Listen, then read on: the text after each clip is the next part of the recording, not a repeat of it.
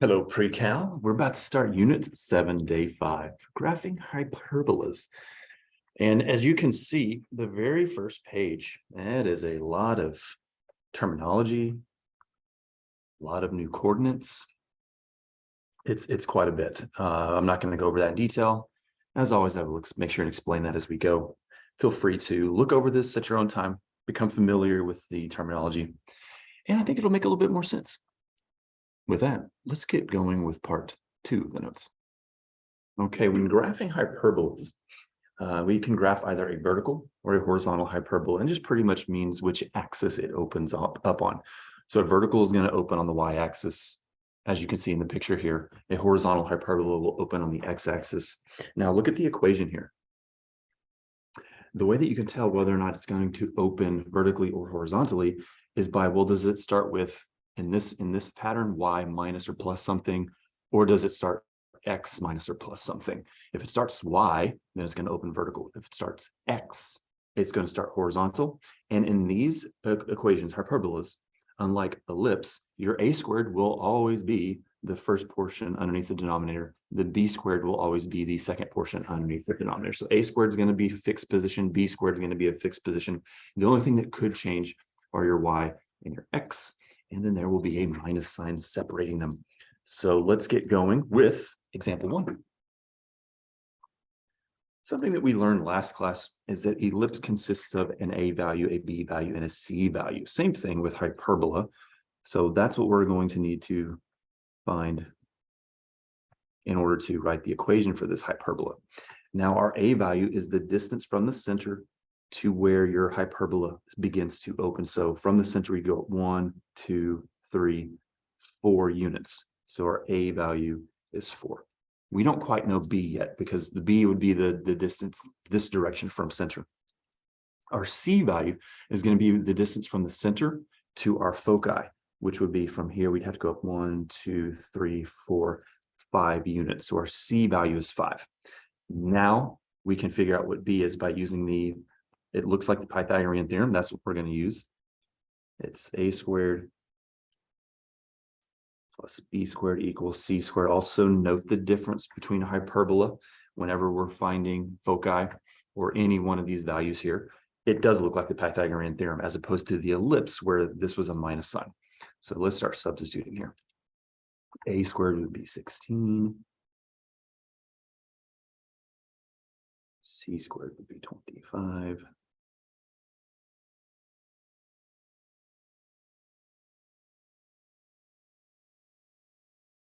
So we can see here after we square root both sides, our b value is going to be 3. And now I have just enough information to write the equation of this ellipse. We are opening on the y-axis. Now, all of these that we will be doing on this worksheet, all sides of this worksheet, all of them, the center is at the origin. So there's not going to be any vertical or horizontal shifts. Since we're opening on the y-axis, we're going to start with y squared over our a value, but square it, minus x squared over our b value, but square it, and set it equal to 1. That's your answer. Okay, example number 2. Notice we start with y squared. So we're going to open on the y-axis. So transverse axis is vertical. And that's one of our new bits of terminology here. Transverse axis. That's the axis that your hyperbola is opening on. And we're opening vertically here. Center is going to be 0, 0. I mentioned that earlier. Vertices, we're going to take our a squared value, square root it. Okay, so our a value is a distance of 3 from the middle. So we go up 3, down 3, 0, 3, 0, -3. Our foci, we'll come back to that in just one second. before we do that, how about let's find our b value. So our b value is going to be the square root of 36, which would be 6. Now, we don't really have co-vertices necessarily anymore, but we're going to use this value as if it is our co-vertice because it's going to help us graph these. So from the center, we're going to want to go right 6, 1, 2, 3, 4, 5, 6. And we're going to go left 6, 1, 2, 3, 4, 5, 6. And I'll explain what we're about to do here in just 1 second. All right, so let's do the length of the transverse axis. Remember, that's the axis that our hyperbola opens up on. It's going to open up on a y-axis. So you could count the distance from top to bottom if you wanted to, or you take your a value and double it. And the conjugate axis would be the axis the hyperbola does not open up on. So you could either take your b value and square it, or just count the units of space between this dot and that dot. Domain and range we'll get to in just 1 second. Okay, so foci, asymptotes, how do we find that stuff? Well, the foci, that's not too bad. Remember, that's a squared plus b squared equals c squared. So a squared plus b squared equals c squared.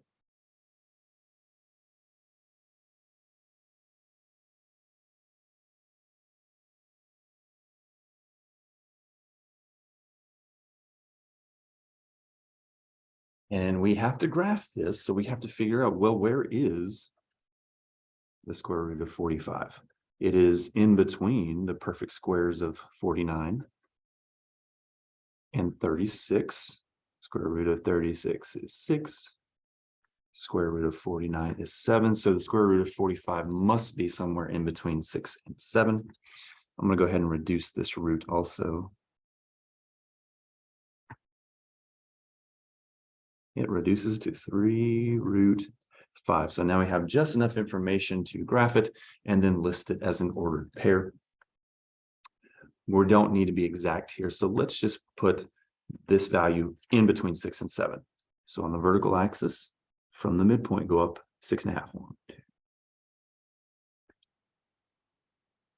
There's one focus, and now down 6.5 from the midpoint.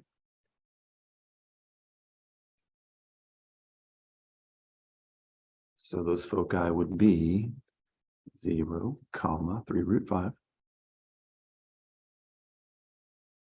and 0, negative 3 root 5. Now, how do we graph this hyperbola? We are going to use our transverse axis and conjugate axis to help us graph this. What I'm going to do is I'm going to create a rectangle here.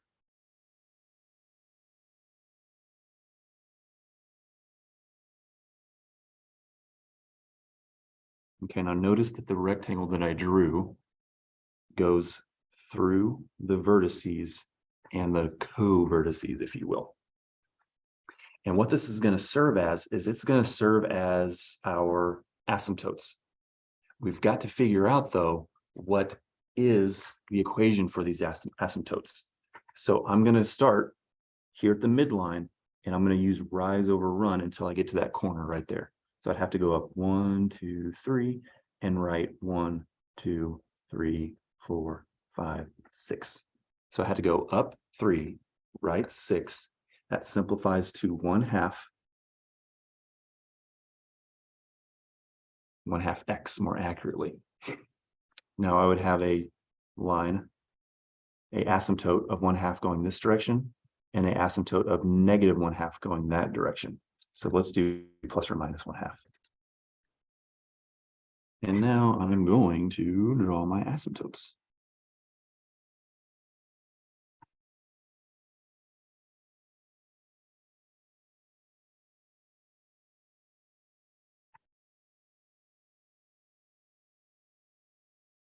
So this means, as you can see, that these asymptotes they're pretty wide. That means our hyperbola is going to be pretty wide too. Just do your best to follow along that line. Curve, don't quite hit the rectangle, but we want to go through the vertice there.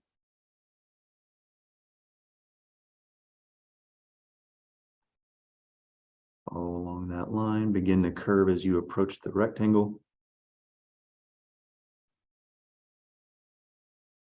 And we've now graphed our hyperbola. Domain. Notice that all x values are going to be covered from left to right into infinity. So our domain is negative infinity, positive infinity. Range is from bottom to top. Well, we are going to negative infinity. So let's start with negative infinity. But from negative infinity, we approach the first vertice, which is -3, bracket, union. We resume back at +3, the other vertice, and then we'll continue on to positive infinity. Also, something I want to point out is that another way to find asymptotes is going to be y over x. Y. What was our a value underneath y? 3. What was our b value underneath x? 6. And 3 over 6 reduces to 1/2. That's going to come in handy a little bit later. Okay, example 3. First thing that we're going to want to do is let's divide away. Not 4. It's easy to fall into the habit of factoring out the leading coefficient. Since this is a hyperbola that we're about to graph, we need to divide everything by 36 because we need this to be set equal to 1.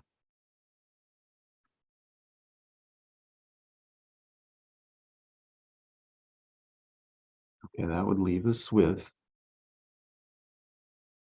x squared over 9 minus y squared over 4 is equal to 1. So our a value is going to be the square root of 9. Our b value will be the square root of 4.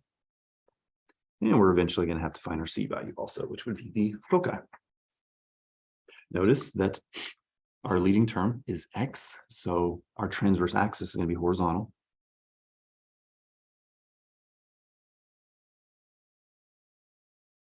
We're going to be opening horizontally this time. Center is going to be 0, 0.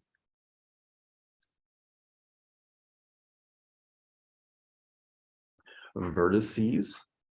So from the midpoint, let's go right 3. 1, 2, 3. Left 3. 1, 2, 3.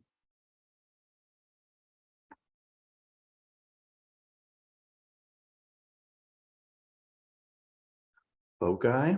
Why not? Let's find this.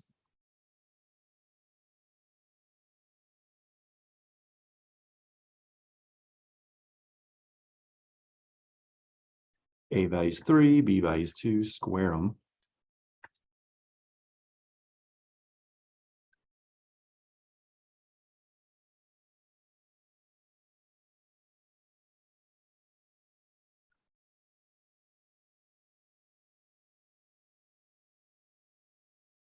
Square root of 13 is equal to c. How are we going to graph that though? Square root of 13 falls in between the square root of 16. Square root of 9. That's 3. That's 4. So the square root of 13 is somewhere in between 3 and 4. And we're going to be on the x-axis because remember your foci is going to be on the last class we said major axis. This class we're saying transverse. So our foci is going to be on the x-axis this time. So right about 3.5. 1, 2, 3. 1, 2, 3.5. And then left 1, 2, 3.5.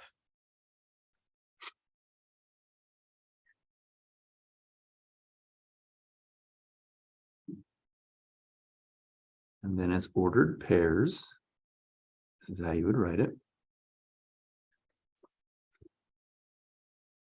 Okay, asymptotes.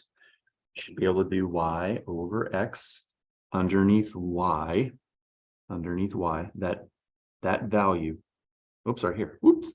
Let me scratch this out so that it doesn't confuse me anymore. Underneath y, we had 4. The square root of that is 2. Y over x. Underneath x, we had 9. The square root of that is 3. So we should have a asymptote of plus or minus 2 over 3x. Y equals.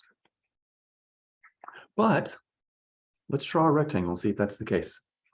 We already drew our transverse axis. Now we need to do our conjugate axis. So we're going to take our B value from the midpoint, go up to and down to. Let's draw that rectangle.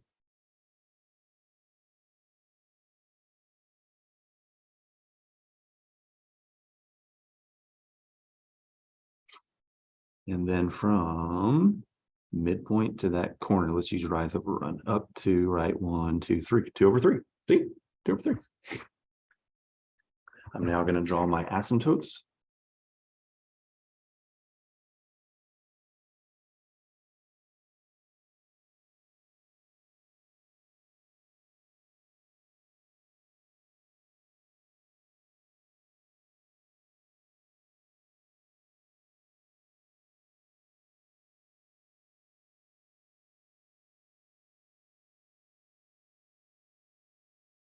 And try to remember that these are going to open horizontally.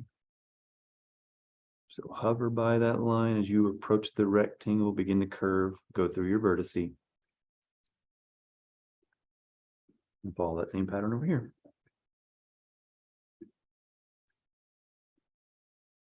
Notice these hyperbolas don't touch the foci. I think it's important to note that on hyperbola. Length of transverse axis. Let's take our A value and double it. Length of conjugate axis, take your B value, double it. Domain, we're coming from negative infinity, and then we approach that first vertice, which is -3. So negative infinity. I'm going to run out of room here, I can already tell. Negative infinity, comma -3, bracket. We then resume at the vertice +3 and continue to positive infinity. Range, this graph, as you can see, is going to be going south and north forever and ever and ever. So negative infinity, positive infinity. Example 4, write the standard form equation for the hyperbola described below. Our foci is at 5 and -5. Notice that those are x-intercepts. So this is a horizontal ellipse. So we're going to start ellipse. I said ellipse. I'm thinking about last class. Hyperbola, sorry. So x squared over something minus y squared over something is equal to 1. I'm going to use a separate sheet of paper because I'm not going to have enough room here. So we have to find our A value, our B value, and our C value. Our C value, that's the foci. Notice they're both a distance of 5 from 0. So our C value is 5. Now they gave us the length of the transverse axis. That length is 6. In order to find the A value, simply divide the transverse axis by 2. So our A value is 3. And now we can use Pythagorean theorem to solve from here. So A squared plus B squared is equal to C squared.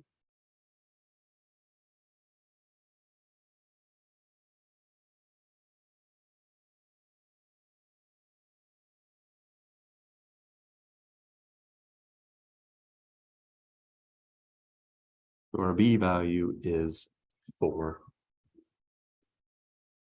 Okay, take your A term, square it, put it underneath the X. Take your B term, square that, put it underneath Y, and we are done. Example 5, we have a foci at 0, -6 and 0, 6. They have given us our C value once again. Notice that this time they are listed as y-intercepts. So our major axis, once again, thinking ellipse, our transverse is going to be vertical. So this is going to start y squared this time.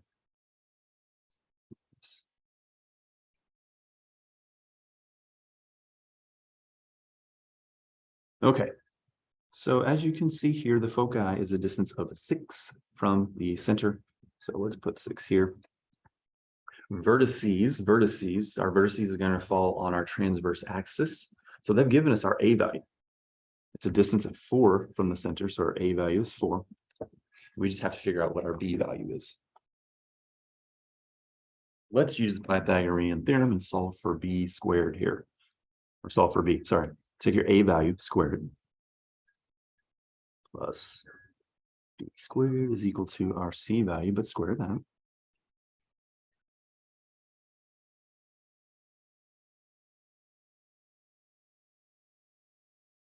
Is equal to, what is that, 20?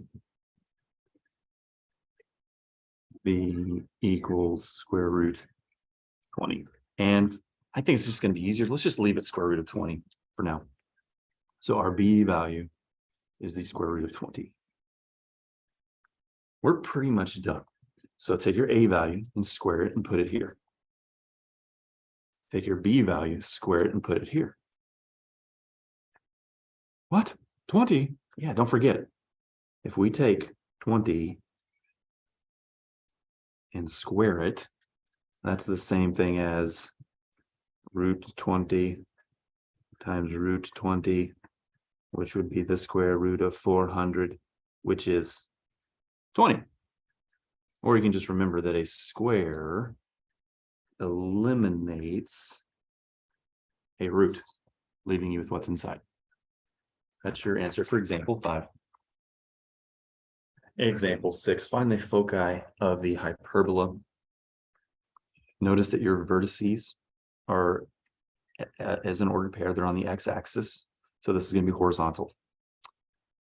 We need to find our a value, our b value, and c value. Since our vertices are horizontal, since our vertices are listed as x-axes, then they've given us our a value here. So our a value is going to be 1. Now asymptotes, this is where y over x comes in handy. So our asymptotes are in the form y equals 3 over 1, y over x. If we were to write the equation of this, it would be x squared over something minus y squared over something. We would take our a value and square it to get 1, y over x. So this is the part that we need to find here. It's going to help us find our b value. We already know our x value is 1. Well, then what's y? If x is 1, what is y? Look at the pattern. It's 3. They pretty much gave us our b value. And now we have everything that we need in order to find our foci. We're going to use the Pythagorean theorem. I need a separate sheet of paper here. So a squared plus b squared equals c squared.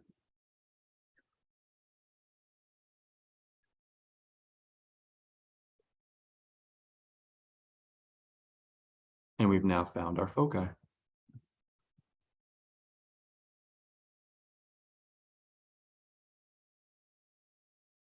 I suppose that I will point out one other thing. If they wanted, even though it doesn't say it, didn't say to list it as an ordered pair. If it wanted us to, we would just do negative root 10 comma 0 and then root 10 comma 0.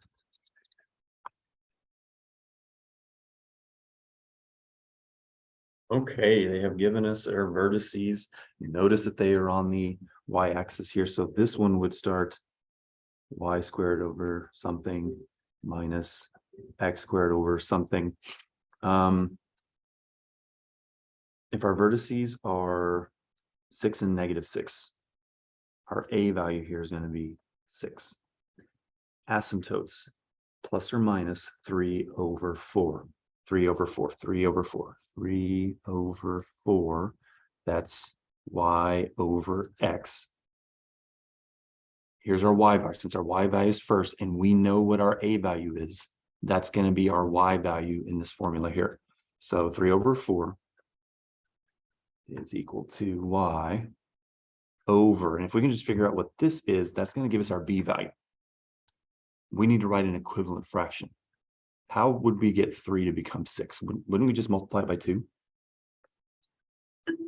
So if we multiply the top by 2 to get 6, multiply the bottom by 2 to get 8.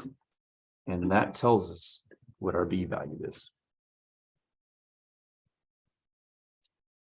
And now we can find our foci. A squared plus b squared equals c squared.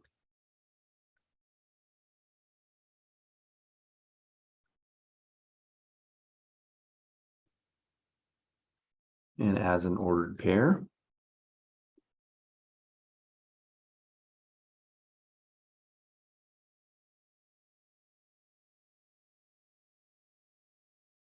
but look what I did. I forgot that this starts y. It starts with y. So I just need to flip these. 0 should be here. -10 there, 0 there, 10 there. It's a good example of what truly makes these things so difficult is there's just so many things to remember. And it wouldn't be a Unit 7 lesson if we didn't complete the square. Complete the square to write the equation of the hyperbola in standard form.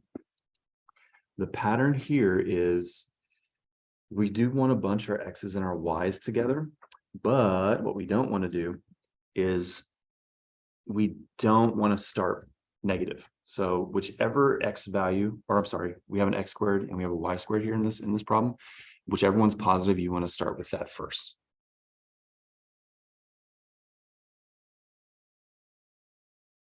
Hey, notice that they only gave us one x value here. There's no other x term to bunch with it, which is nice. It's going to be a little bit easier.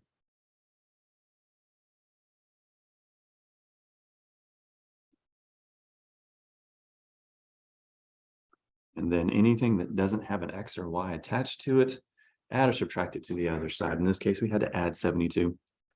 Since x squared has nothing that we bunched with it, we don't have to complete the square here. We're just going to have to complete the square with this one. Whatever your leading coefficient is, let's start by factoring that out first.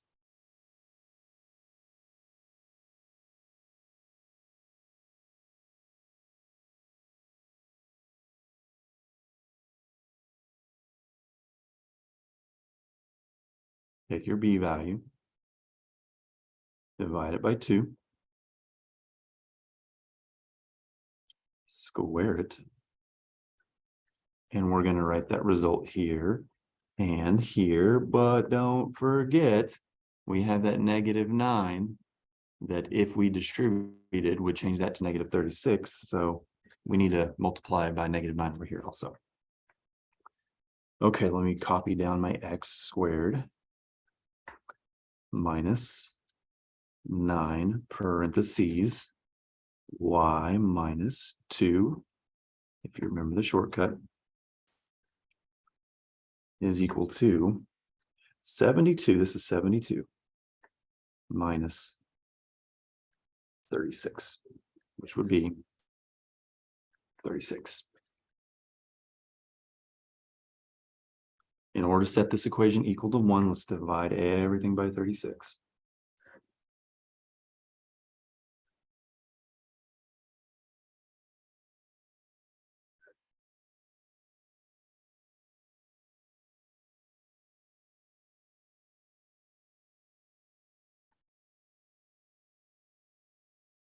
And now you have your answer.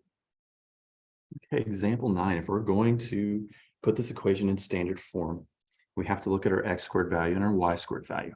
Whichever one is positive, that's the one you want to start with. So we're going to start with bunching our y's together. Y squared plus 20y minus 25x squared plus 50x is equal to, and then let's take that positive 50 and subtract it and move it to the other side. And now let's start completing the square. Skipping a step, take your b value, divide it by 2. Oh my goodness. It's Tuesday after a 3-day weekend, so I haven't mathed in a while. Let me start by starting by complete the square template. So y squared plus 20y plus blank minus, I'm going to go ahead and factor out the -25.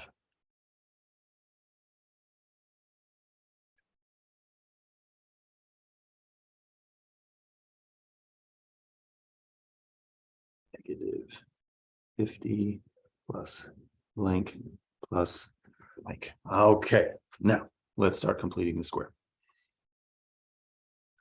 B term divided by 2. Square it to get 100. So 100 there. And there. Let's take our B value. Divide it by 2. Square it. Now over here, we're not just going to write a 1. We're going to write a 1 times negative 25, which would be negative 25. Now let's start writing down our, at least almost the final result. So y plus 10 squared, if you remember the shortcut, minus 25. Don't forget, we had to factor that out. X minus 1 squared is equal to, looks like here we would get 25. So let's divide everything in this problem by 25.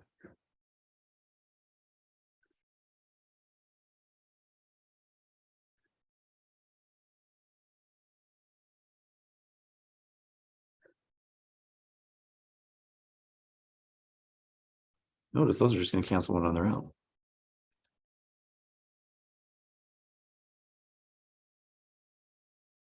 And we have now completed the square.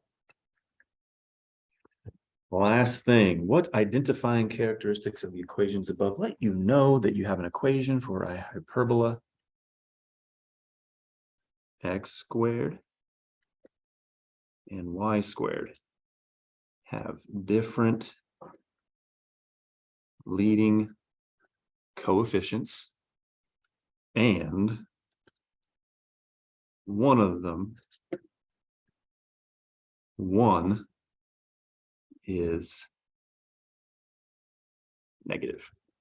X squared and y squared have different leading coefficients, and one of them is negative. Have a good day.